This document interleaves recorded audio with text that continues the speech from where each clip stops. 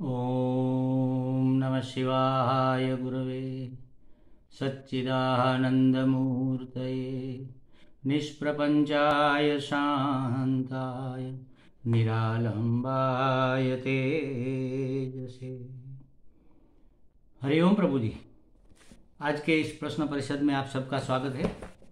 आज का प्रश्न है कि श्रीमद् भागवत जी में भगवान जिसे ऊर्जिता भक्ति कहते हैं वह ऊर्जिता भक्ति क्या है।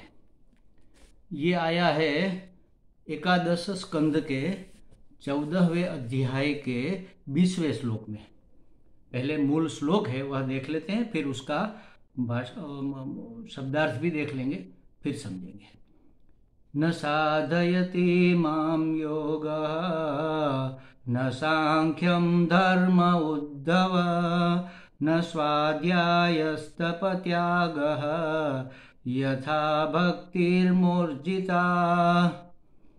क्या कहते भगवान यहाँ पर उद्धव जी को उपदेश कर रहे हैं और कह रहे हैं कि न साधयति माम योगः न सांख्यम धर्म। हे उद्धव जी, योग साधना से, ज्ञान विज्ञान से, धर्म माने धर्मानुष्ठान से, न स्वाध्याय जप तप पाठ से, तपह त्याग से और तप से मुझे प्राप्त करना उतना, ऐसा करके मुझे प्राप्त करना इतना समर्थ नहीं है। इस किसी साधन में मुझे प्राप्त करने की इतनी सामर्थ्य नहीं है। किसमें? योग में, ज्ञान विज्ञान में, धर्मानुष्ठान में, जप पाठ में और तप त्याग में इतना सामर्थ्य नहीं है मुझे प्राप्त करने के लिए जितना सामर्थ्य कहाँ पर है? दिनों दिन बढ़ने वाली ऊर्जिता, मतलब दिनों दिन बढ़ने वाली मेरी अनन्य भक्ति में है। ऊर्जिता का मतलब है नित्य वर्धमान। ऊर्जिता का दूसरा अर्थ है प्रवृद्ध, बढ़ी हुई, या तो दिनों दिन बढ़ने वाली भक्ति। कैसी? अनन्य भक्ति। देखो, ये निष्काम भक्ति की बात है। अगर सकाम भक्ति होती, किसी कामना से वश हमने भक्ति की होती या भक्ति का अनुष्ठान किया होता, समझो हम जप कर रहे हैं, पाठ कर रहे हैं, कुछ भी कर रहे हैं, लेकिन अगर उसमें कोई कामना है तो कामना की पूर्ति होते ही हमारी भक्ति ढीली पड़ जाएगी। कामना पूर्ति हो गई, अब भक्ति से हमें कोई मतलब नहीं रहा, तो ये नित्य वर्धमान नहीं हो सकती। जो सकाम भक्ति है, सकाम कर्म होते हैं, सकाम भक्ति होती है, सकाम ज्ञान भी होता है। किसी को बड़ा विद्वान बनना है, पंडित बनना है, बड़ा प्रवचनकार बनना है, यह कामना है तो यह ज्ञान है। एक महात्मा को किसी ने पूछा था कि महाराज जी, हमने वेद वेदांत सब पढ़ा, शंकराचार्य जी के सब भाष्य पढ़े और प्रकरण ग्रंथ सब पढ़ लिए, आप कुछ भी पूछो हम उसका उत्तर भी दे सकते हैं, समस्या का समाधान भी हमें पता है, लेकिन बड़े बड़े प्रवचन भी हम करते हैं विद्वत जनों के बीच में, लेकिन हमें ज्ञान नहीं हो रहा। देखो, ये ज्ञान होना माने अपरोक्ष अनुभूति नहीं हो रही है कि मैं ब्रह्म हूं, ऐसा मुझे अनुभव में नहीं आ रहा है। कारण क्या है?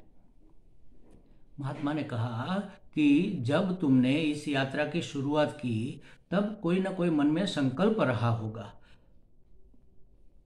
तो वो संकल्प सिद्ध हो गया, और जो तुम्हारा संकल्प था ही नहीं वह कैसे सिद्ध होता? तुमने आत्मज्ञान के लिए, ब्रह्म ज्ञान के लिए, या समझो कि हम ब्रह्मास्मि ज्ञान के लिए इस मार्ग को नहीं अपनाया।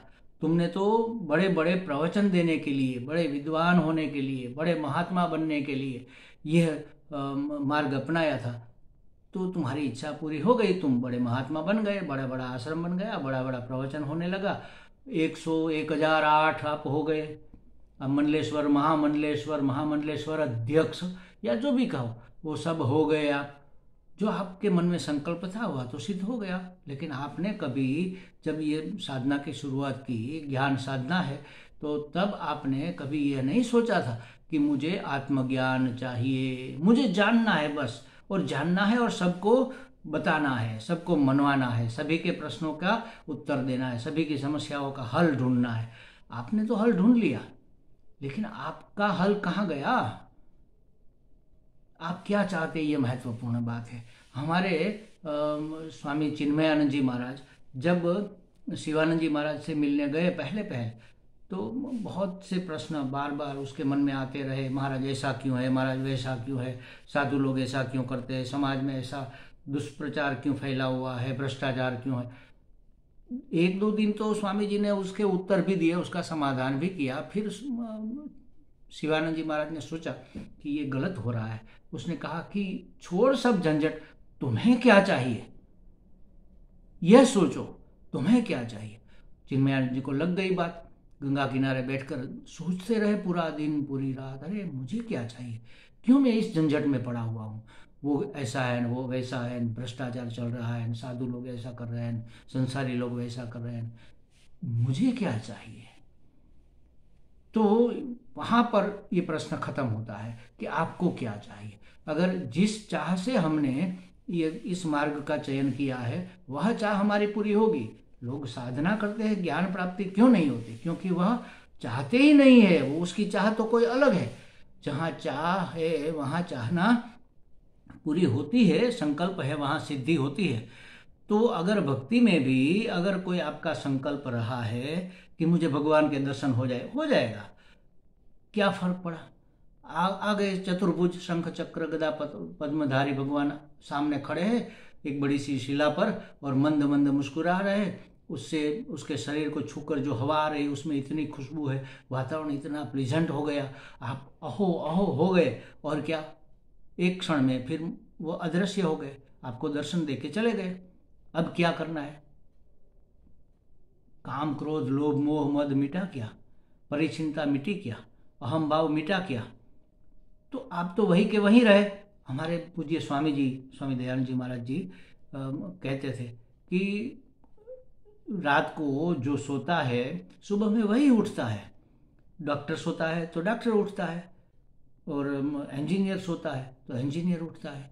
रात में हमें अपने आप से परिचय तो होता है, अपने आप का स्पर्श तो होता है, अपना आप माने आत्मा का तो ज्ञान हो जाना चाहिए, नहीं होता क्योंकि वहाँ अज्ञान आवृत रहता है हमारी बुद्धि पर। तो वो कहते थे जैसा बेवकूफ सोया था वैसा का वैसा बेवकूफ जागेगा। तो आप भक्ति करो, चाहे कर्म योग करो, चाहे ज्ञान मार्ग में आप आगे बढ़ो, लेकिन आपका संकल्प क्या है। अब भक्ति में संकल्प क्या होना चाहिए कि हमें भगवान की भक्ति मिल जाए। कैसी भक्ति मिल जाए? पराभक्ति मिल जाए, अनन्य भक्ति मिल जाए। अनन्य भक्ति माने क्या? अन्य कोई है ही नहीं, बस भगवान ही भगवान है, हर जगह हर रूप में हर परिस्थिति में सिर्फ मेरे भगवान, मेरे श्री हरि जी हर जगह है। ऐसी अनन्य भक्ति की चाहना है तो आपको क्या चाहिए? परम प्रेम चाहिए। भक्ति का अर्थ है परम प्रेम। अब परम का मतलब ये होता है कि जिसकी कोई मर्यादा नहीं है। तो मर्यादा तो अगर समझो कि भगवान से आप खेलना चाहते हैं तो भगवान बच्चे के रूप में आ गए, आपके साथ खेले और चले गए, बार बार आए बार बार गए। आप भक्ति में तरबोड़, आपकी इच्छा पूरी हो गई, फिर जगी, फिर जगी, फिर इच्छा पूरी हुई, फिर जगी। नित्य वर्धमान प्रेम बढ़ता ही रहता है, बढ़ता ही रहता है, बढ़ता ही रहता है। तो नित्य वर्धमान जो होता है, ऐसा परम प्रेम, ऐसी परम भक्ति, ऐसी अनन्य प्रेममयी भक्ति दिन दिन बढ़ती रहती है। दिन दिन तृप्ति अगर होती ही नहीं कभी एक बार भी, तब तो आपको निराशा हो जाएगी कि हमें तृप्ति तो हुई नहीं, छोड़ो इस मार्ग को, क्या करना है, कुछ होता तो है नहीं। लेकिन होता है। जब नारद जी पूर्व के जन्म में छोटे से बच्चे थे और साधु संतों का संग करके फिर उसकी माँ भी चल बसी, तो गए उत्तर दिशा के जंगल में, वहाँ पर तप करने लगे, भगवान का नाम स्मरण करने लगे, ओम नमो भगवते वासुदेवाय मंत्र का जप करने लगे। तो भगवान ने उसको दर्शन दे दिया और तुरंत अदृश्य भी हो गए। बड़े निराश हुए, रोने लगे, चिल्लाने लगे कि अरे रे महाराज आप फिर से दर्शन दो। तो आकाशवाणी हुई कि नहीं, अब दर्शन नहीं होगा, एक बार ही होगा। क्यों? क्योंकि तुम्हारा अंतःकरण अभी शुद्ध नहीं है, मलिन है, उसके लिए तैयारी करनी चाहिए, अधिकारित्व चाहिए। आप ठीक से इस जीवन को बिताओ और फिर दूसरा जब आपका ब्रह्मा जी के मानस पुत्र के रूप में जन्म होगा, तब मैं आपको नित्य प्राप्त रहूंगा। देखो, ये है अनन्य भक्ति। एक बार दर्शन इसलिए दिए कि आपकी प्यास जगी रहे, बस वो बुझने ना पाए। हमें प्रेम चाहिए, भगवान का प्रेम चाहिए। कितना चाहिए? अनंत प्रेम, परम प्रेम। परम प्रेम रूपा भक्ति का नारद जी ने व्याख्या की है। भक्ति कैसी है? परम प्रेम रूपा है। उसका रूप कैसा है? परम प्रेम है। तो परम तो उसको कहते हैं जिसकी कोई लिमिट नहीं हो। तो नित्य वर्धमान, ऊर्जिता का मतलब है उफान पे आई हुई, प्रवृद्ध होती हुई, नित्य वर्धमान, दिनों दिन बढ़ती हुई भक्ति से मेरा मुझे प्राप्त, दिनों दिन बढ़ती हुई भक्ति में मुझे प्राप्त करने का सामर्थ्य नहीं है। कैसा सामर्थ्य है इस भक्ति में?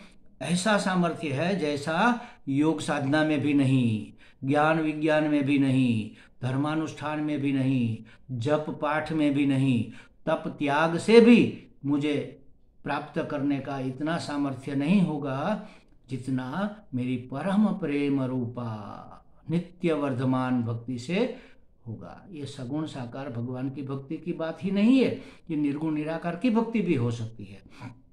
सगुण निराकार, सगुण निराकार की भी भक्ति हो सकती है। तो आप कैसे भी करो, श्री परमात्मा, श्री हरि, प्रभु जी हमारे परम प्रेमास्पद है।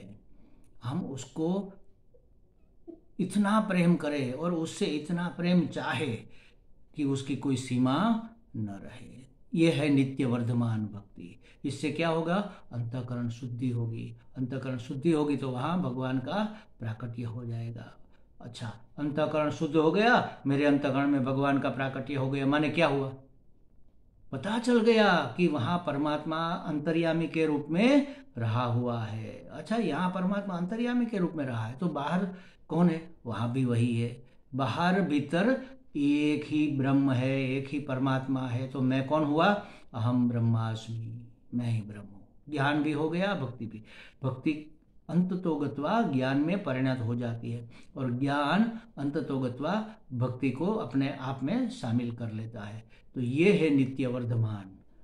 हमें लगता है इस प्रश्न का कुछ समाधान मिल गया होगा। हरि ओम।